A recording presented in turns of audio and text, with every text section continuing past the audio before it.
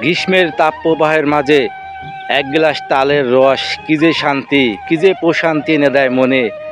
আজকে আমরা তেমনই একটি ভিডিও আপনাদের মাঝে শেয়ার করব। এই যে দেখতে পাচ্ছেন বয়ম, কইটা, এগুলা কিন্তু ওনারা কেটে তারপর এগুলা কিন্তু তাল গাছে ওনারা বেঁধে দিবেন।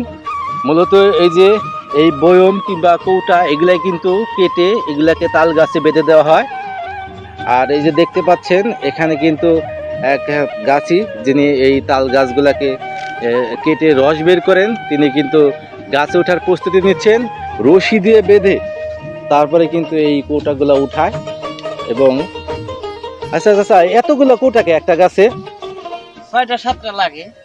একটা গাছে 6টা 7টা লাগে? হ্যাঁ। এত রস পড়ে নাকি? প্রচুর রস আছে গাছে। প্রচুর রস আছে না? দিনে কয়বার বের কি, দিনে কয়বার পারেন এই রস? 3বার কাটতে হয় দিনে? 3বার। ও আচ্ছা, প্রচুর রস পড়ে।